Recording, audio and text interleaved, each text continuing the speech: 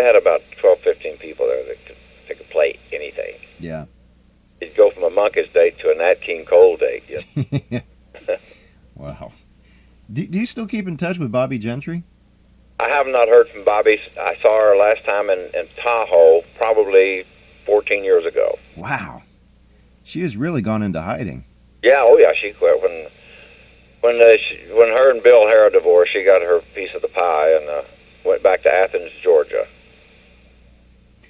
You know, I was searching her down to do because I was kind of trying to do I'm trying to do a sort of a thematic kind of string of interviews. You know, Tony Joe White and you and. Funny. And I was trying to hunt down Bobby Gentry, and it's like, nobody can find her. She lives in Athens, Georgia. Call Jim Stafford Theater, because Bobby married Jim Stafford. I never knew that. After she was married to Bill Hara. And Wow. they have a son now who's about 17, 18 years old. Wow. If you'll call the Jim Stafford Theater, tell him I said to call in Branson, Missouri, Huh. he'll probably tell you how you can get a hold of Bobby. Because he's the only one I knows how to get a hold of her. Wow. I was making calls and calls, and this is kind of a kick for you. I called Capitol Records, right? Yeah.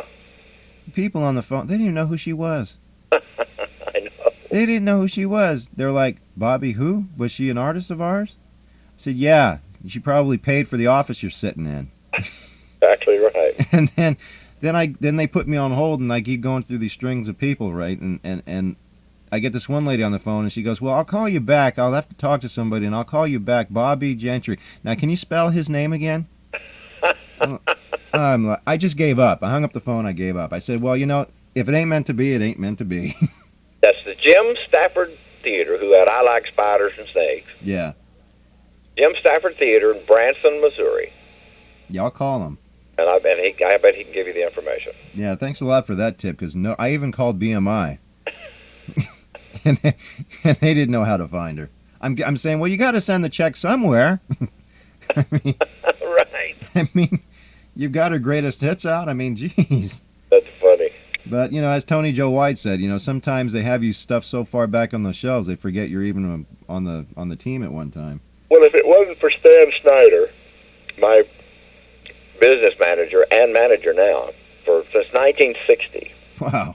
He did my income tax. He'd started out at a little firm called Gertz, Sullivan and Schneider. And we've been together since 1960. And he goes down and he makes damn sure they got everything Yeah. chip shop and chip shape, man. And that knocks me out to get big checks from Capitol Records. It only takes one guy to screw the whole company up.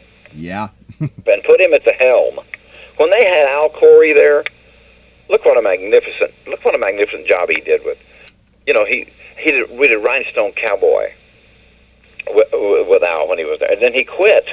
And I said, man, my dog died. Yeah. You know, and then he went to Stigwood, made that huge, and he went with Geffen and with Alex and everywhere he went, he knew what the hell he was doing, man. Yeah. He finally retired though, got into golf. It was Al Corey. Al DeLory, I mean. Al DeLory? Corey, I mean, yeah. Al Corey. He produced, he was the head of Capitol when I did Rhinestone Cowboy and Southern Nights. Wow. But he had left right before Southern Nights, I think. Yeah, I think right about that time they kind of dropped off the map and they just started putting out reissues. Yep. After Southern Nights, it was, I couldn't cut anything I wanted to cut.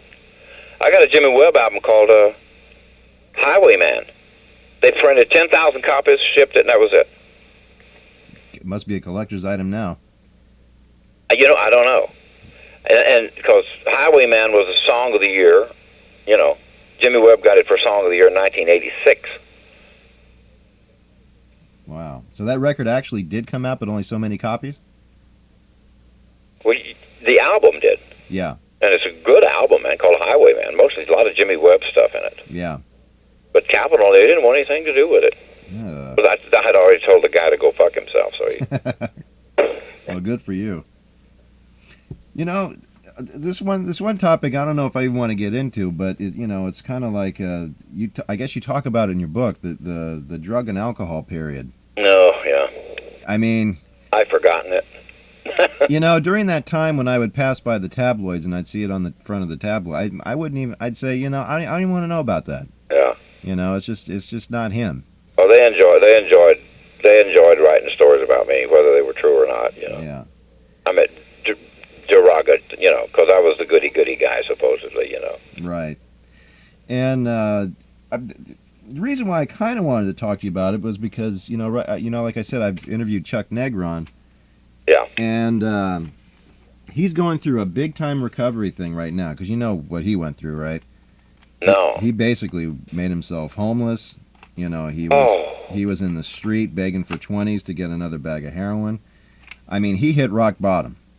Wow. Rock bottom, and then dug a little deeper. And he found his wife, his wife now, who found him and saved him, basically.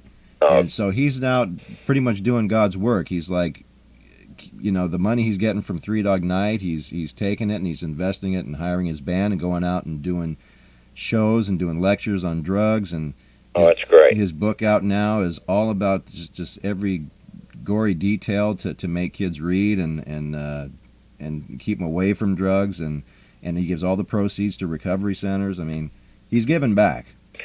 Boy, that's something. And it sounds like the 70s were pretty harsh on most of you pop stars.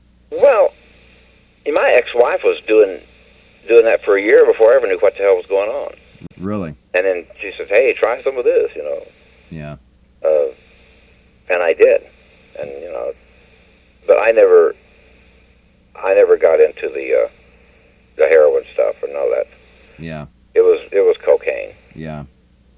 And one time, it was during the Tanya Tucker reign. Yeah. In Vegas,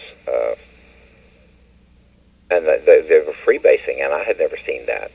Yeah. Never heard of it. I think it's a little bit. I know that was after Richard Pryor. I had heard of it. Yeah. It was before after Richard Pryor's little thing. But I did one toke of that, and I tell you that's why I'm off drugs. Wow. I was going to die because my system couldn't take it. Man. But it was, and the only difference between Tanya Tucker and a pit bull is lipstick.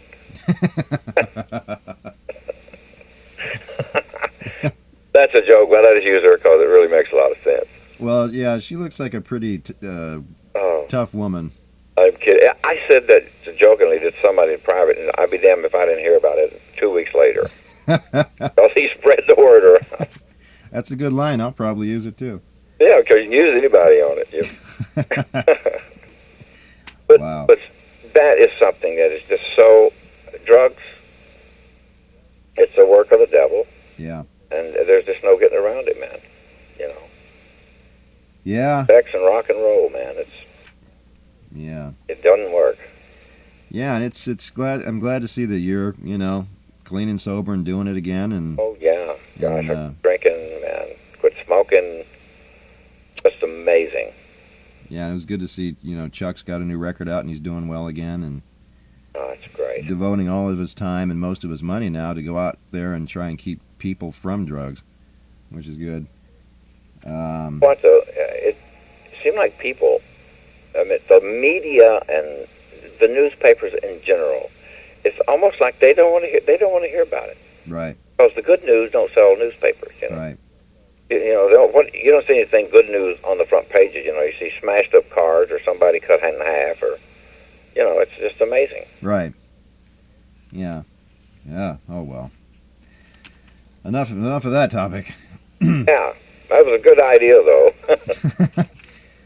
So you now have a company or management company that helps up and coming new country artists. Yeah. And it's sort of a development company, or just a.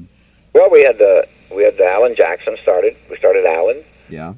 And we got offered, you know. Of course, I give the guys when I give writers, I give them back their publishing 49%. Yeah. Nobody does that.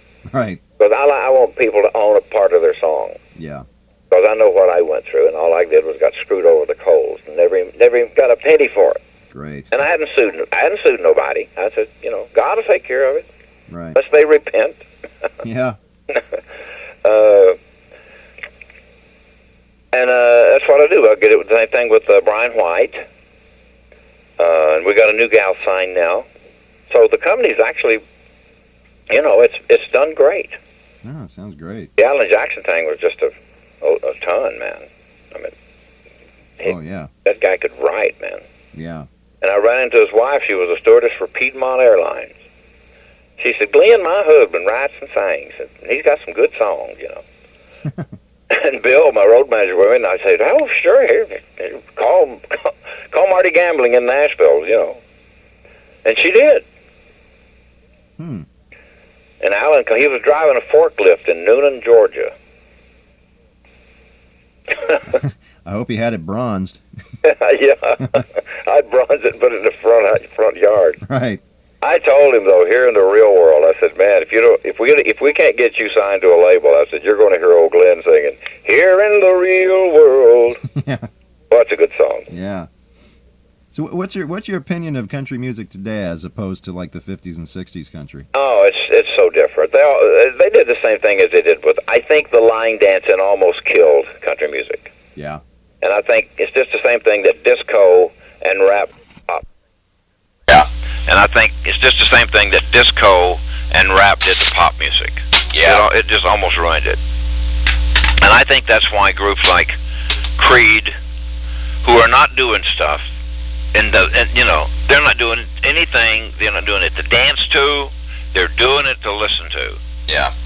You know, like, I don't know if you've heard any of the Creed stuff.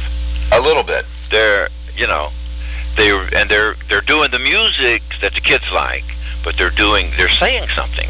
Right. You're not, oh baby, I love you so. Every time I see you, I want to go. It's none of that garbage. This kid they're writing some really good stuff. Yeah. But it's also interesting that when the young kids talk about country music, they talk about Patsy Cline, Hank Williams, Merle Haggard. Oh yeah. They don't really talk much about anything that happened past, say, 1970. You know. Yeah. That's true. Well, there's been so many come and go, and people that can sing two songs. Right. And I don't know, to my ear, maybe it's just me, but it sounds to me a lot like country music today when I hear it on the radio or something. It sounds a lot like the rock music that we had in the 70s. Yeah, only it's not as good. Yeah. It's too clean. It's like they're all trying to do Leonard Skinner, you know? That's right. That's right.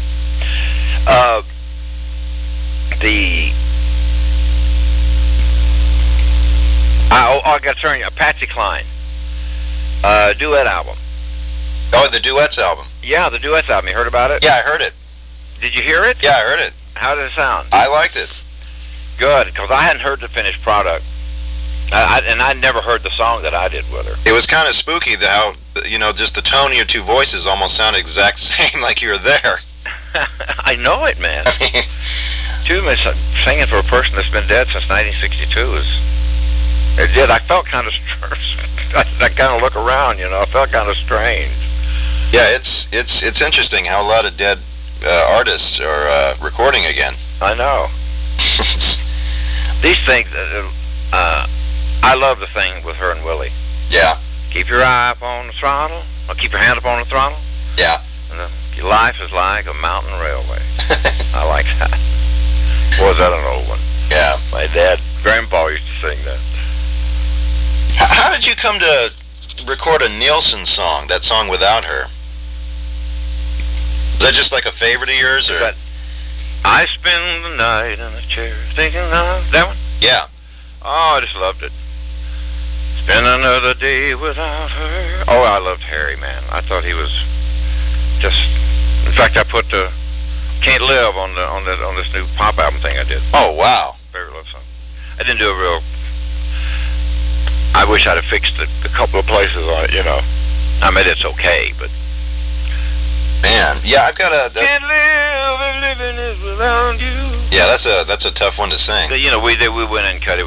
Harry spent 5 months, Yeah. getting it just perfect. Yeah.